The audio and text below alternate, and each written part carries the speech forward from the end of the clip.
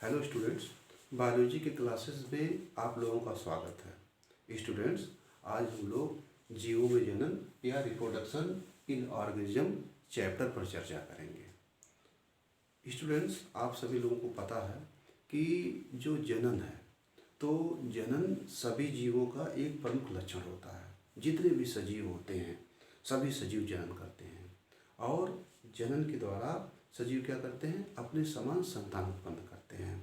और इससे क्या होता है कि सभी जीवों का अस्तित्व हमेशा पृथ्वी पर बना रहता है, क्योंकि जब कोई भी जीव बूढ़ा हो जाता है तो उसकी मृत्यु हो जाती है, लेकिन उसके संतान यहाँ पृथ्वी पर मौजूद रहते हैं और यह प्रक्रिया सदियों से चली आ रही है। तो स्टूडेंट, अब हम लोग बात करेंगे लाइफ स्पॉन या जीवन अवधि पर। जीवन अवधि क्या होता है या लाइफ स्पॉन किसे कहते हैं? तो जो जीवन अवधि या जो लाइफ स्पॉन है, इसका अर्थ ये होता है कि किसी भी जीव के जन्म से लेकर के और जब तक उसकी प्राकृतिक मृत्यु नहीं हो जाती है, तो इस बीच की जो अवधि होती है उस अवधि को लाइफ स्पॉन या जीवन अवधि कहा जाता है। तो लाइफ स्पॉन या जीवन अवधि का मतलब क्या हो गया कि जन्म से लेकर के प्राकृतिक मृत्यु तक के बीच का जो समय होता है, जो पीरियड होता है, उसको लाइफ स्पॉन या जीवन अवधि कहा जाता है। और यह जो लाइफ स्पॉन है यह सभी जीवों का अलग अलग होता है और लाइफ स्पॉन यह कुछ हफ्तों से लेकर के यह वर्षों तक हो सकता है। उदाहरण के तौर पर हम यहाँ पर जो है कुछ उदाहरण भी देखेंगे, जैसे कि जो क्रोकोडाइल होता है, क्रोकोडाइल या मगरमच्छ। तो क्रोकोडाइल का जो जीवन काल होता है वो 60 वर्षों का होता है। इसी तरीके से जो कछुआ होता है, टॉर्टाइस, तो उसका जो जीवन अवधि होता है वह 100 से लेकर के 150 वर्षों के बीच में होता है। इसी तरीके से जो बटरफ्लाई है, तो बटरफ्लाई का जो लाइफ स्पॉन या जीवन अवधि जो है यह काफ़ी कम होता है और यह 1 से 2 हफ्तों का ही होता है। दोस्तों, इसी तरीके से जो बरगद का पेड़ होता है, तो बरगद के पेड़ की जो एज होती है, जो लाइफ स्पॉन होता है, वो 300 ईयर्स होता है या 300 वर्ष होता है। दोस्तों, एक चीज़ यहाँ पर हम आपको और बता दें कि किसी भी जीव का जो जीवन अवधि होता है या जो लाइफ स्पॉन होता है वह उसके मार्फोलॉजिकल स्ट्रक्चर पर नहीं डिपेंड करता है। मतलब यह है कि किसी जीव का आकार मान लीजिए बहुत बड़ा है या कोई जीव बहुत छोटे आकार का है, तो आप ये सोचें कि जो बड़ा जीव है वो ज़्यादा दिनों तक जीवित रहेगा, जो छोटा जीव है वह कम दिनों तक जीवित रहेगा। तो ऐसा नहीं होता है। उदाहरण के तौर पर जैसे ये देखिए, यहाँ पर 2 उदाहरण लिखा है हमने, एक है क्रो या कौवा और दूसरा पैरट। तो जो कौवा होता है और जो तोता होता है, इनकी अगर हम मॉर्फोलॉजी की बात करें तो यह दोनों एनिमल जो हैं वो लगभग जो है एक ही आकार प्रकार के होते हैं। लेकिन अब इसके लाइफ स्पॉन को अगर हम देखेंगे तो जो कौवा होता है उसकी जीवन अवधि 15 वर्ष तक होती है और जो पैरट होता है उसका जो लाइफ होता है 140 वर्षों का होता है। तो ये तो यहाँ पर स्पष्ट हो गया कि जो लाइफ स्पॉन है, जो जीवन अवधि है, वह आकार पर डिपेंड नहीं करता है। एक ही आकार के जीवों में भी डिफरेंस हो सकता है और इस प्रकार से जो लाइफ स्पॉन है वो सबका अलग अलग होता है। तो दोस्तों, इस तरीके से अब हम अपने जो है अगले बिंदु पर चलते हैं और हम लोगों का जो अगला बिंदु है वो है जनन का अर्थ। तो जो जनन है, अभी जनन के बारे में हम लोगों ने चर्चा किया कि जनन सभी सजीवों का एक प्रमुख लक्षण होता है और जनन के द्वारा कोई भी जो जीव है वह अपने समान संतान उत्पन्न करता है, जिससे इस पृथ्वी पर उसकी जातियों का अस्तित्व हमेशा कायम रहता है। अगर हम जनन के मीनिंग का बात करेंगे, अर्थ का बात करेंगे, तो जो जनन है वह 2 शब्दों से बना हुआ है, रिप्रोडक्शन। इसमें पहला शब्द री और दूसरा शब्द प्रोडक्शन है। तो री का अर्थ होता है पुनः और प्रोडक्शन का अर्थ होता है उत्पादन। तो इस प्रकार से इसका अगर हम मीनिंग देखें तो क्या हो जाएगा, अगेन प्रोडक्शन या पुनः उत्पादन। तो रिप्रोडक्शन का मतलब क्या हो गया, पुनः उत्पादन हो गया। और एक चीज़ यहाँ पर ये भी जान लें आप कि कोई भी जो जीव है तो उस जीव में जनन करने की अपार इच्छा और असीमित क्षमता होती है। मतलब कोई भी जो जीव है वो बहुत अधिक जनन करके संतान उत्पन्न करना चाहता है। उदाहरण के तौर पर यहाँ पर जो है एक हम प्लांट का उदाहरण लेंगे। जैसे मान लीजिए कि अगर जो है गेहूं का एक बीज बोया जाता है और उस बीज से क्या होता है, एक पौधा बनता है और उस एक पौधे में बहुत सारे ब्रांचेस निकलती हैं, शाखाएं निकलती हैं। तो क्या होता है कि अब अगर जो है एक गेहूं के पौधे में 10 ब्रांच निकली या 10 शाखा निकली और प्रत्येक शाखा में क्या हुआ कि गेहूं की एक एक जो है बालियां लगी और अगर एक एक बाली में 10-10 गेहूँ लगा तो इस तरीके से अगर हम ओवरऑल कैलकुलेट करें तो कितना हो जाएगा, 10 बालियों में 100 दाने हो जाएंगे। और हमने बोया कितना था, एक दाना बोया था, एक बीज बोया था। तो इस प्रकार से एक बीज से हमको 100 बीज प्राप्त हुआ। तो यह यहाँ पर जो है यह हमारा उदाहरण एकदम सटीक बैठता है कि किसी भी जीव में, चाहे कोई पौधा हो या जंतु हो, उसमें जनन के द्वारा अधिक से अधिक जीव उत्पन्न करने की अपार इच्छा होती है और असीमित क्षमता होती है। तो दोस्तों यह जो है जनन का शाब्दिक अर्थ हो गया।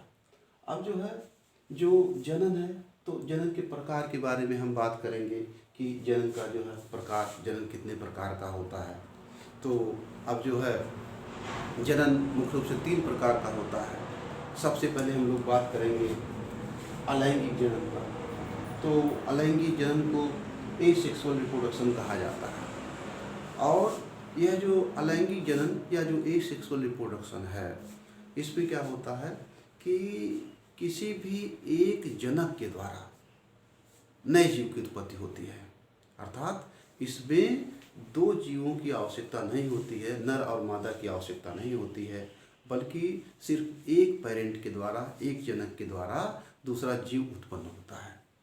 और जनन की यह जो विधि होती है यह निम्न श्रेणी के जंतुओं में और पादपों में देखने को मिलती है। उदाहरण के तौर पर जो है अगर हम देखें तो जो एक कोष की जंतु होते हैं, जैसे जो है अमीबा हो गया, पैरामीशियम हो गया, यूग्लिना हो गया, तो इन सब में क्या होता है, अलैंगिक जनन होता है। इसी तरीके से अगर जो है हम पौधों की बात करेंगे तो वहाँ पर जो बहुत सारे शैवाल हैं, जैसे जो यूलोथ्रिक्स हो गया, स्पायरोगायरा हो गया, वालवाक्स हो गया, इन सभी में क्या होता है, अलैंगिक जनन के द्वारा नए जीव की उत्पत्ति होती है। अब यह जो अलैंगिक जनन है, अलैंगिक जनन की क्या क्या विशेषताएं होती हैं, क्या क्या कैरेक्टर होती हैं, इस पर भी हम थोड़ा सा चर्चा करेंगे। तो अब चूँकि अलैंगिक जनन में किसी एक जनक के द्वारा ही नए जीव की उत्पत्ति हो रही है, नए जीव का निर्माण हो रहा है, तो इसमें जो नया जीव बनता है उस नए जीव को क्लोन भी कहा जाता है। क्योंकि क्लोन का मतलब क्या होता है, क्लोन का मतलब हो गया प्रतिरूप, जो एकदम 100% अपने जनक के जैसा हो तो उसको क्लोन कहा जाता है। तो अलैंगिक जनन के द्वारा जो जीव बनते हैं उनको क्या कहा जाता है, क्लोन कहा जाता है। और यह जो जीव होते हैं एकदम अपने पेरेंट के जैसे होते हैं, जनक के जैसे होते हैं। और अलैंगिक जनन के द्वारा क्या होता है कि कम समय में बहुत अधिक जीवों की उत्पत्ति होती है, बहुत अधिक जीवों का निर्माण होता है। और यह जो अलैंगिक जनन है, तो अलैंगिक जनन सभी सरल संरचना वाले एक कोष की और सरल संरचना वाले बहुकोषीय जीवों की एक विशेषता होती है। और यह जो अलैंगिक जनन है, तो अलैंगिक जनन में क्या होता है, कभी भी किसी बीजाणु का उपयोग नहीं होता है। और क्या होता है कि अलैंगिक जनन में कभी निषेचन भी नहीं होता है, क्योंकि इसमें खाली एक ही जनक के द्वारा नया जीव बन रहा है, तो निषेचन की कोई आवश्यकता नहीं होती है। बिना निषेचन के ही नए जीव का निर्माण हो जाता है। इसको अलैंगिक जनन कहा जाता है। तो मैं उम्मीद करता हूँ कि अलैंगिक जनन आप सभी लोग समझ रहे होंगे। अब हम जो है आगे बात करते हैं, आगे चर्चा करते हैं कायिक जनन पर। देखिए, कायिक जनन या जिसको कायिक प्रवर्धन भी कहा जाता है, इंग्लिश में इसको वेजिटेटिव रिप्रोडक्शन या वेजिटेटिव प्रोपागेशन कहा जाता है। और ये क्या है, तो दोस्तों अलैंगिक जनन और कायिक जनन में कोई अंतर नहीं होता है, दोनों एक ही जैसे होते हैं। लेकिन क्या होता है कि जब जंतुओं में होता है तो उसको अलैंगिक जनन कहा जाता है, और जब पौधों में ही काम हो उसको कायिक जनन कहा जाएगा। तो थोड़ा सा इसको और एक्सप्लेन करते हैं कि कायिक प्रवर्धन या कायिक जनन का मतलब क्या हो गया। जब किसी पौधे के जड़, तना या पत्ती से नए पौधे का निर्माण हो तो इसको क्या कहा जाता है? इसको कायिक जनन कहा जाता है।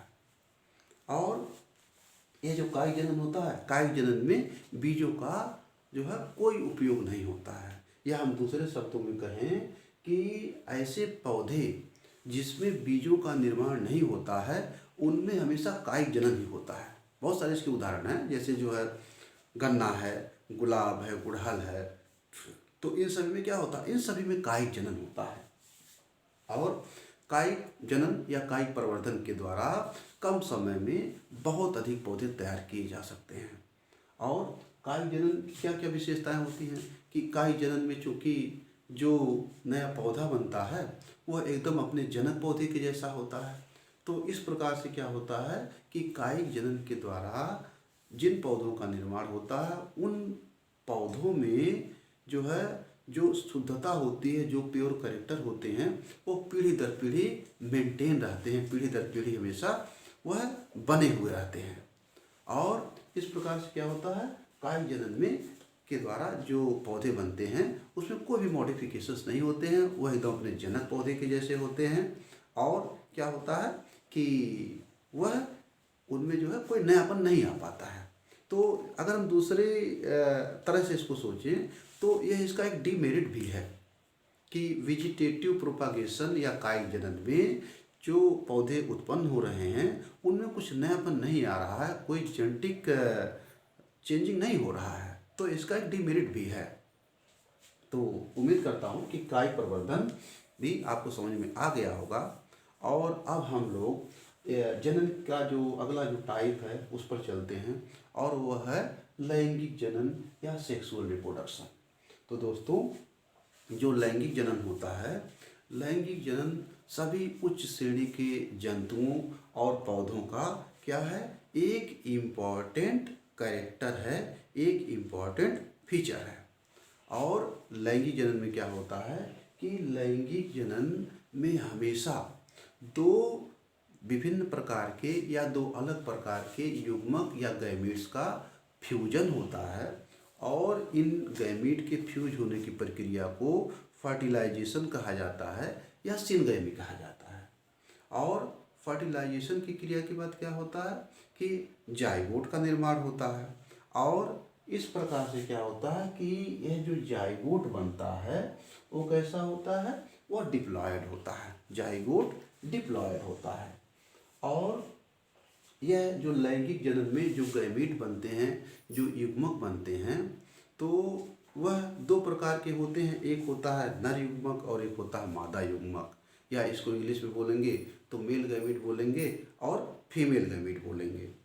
और अब इसमें देखिए दो कंडीशंस होती है कि कभी कभी अगर जो है जीव यूनिसेक्सुअल है, एक लिंगी है, यूनिसेक्सुअल या एक लिंगी का मतलब होता है कि जब जीवों में नर और मादा जीव दोनों अलग अलग हों तो उसको एक लिंगी या यूनिसेक्सुअल कहा जाता है।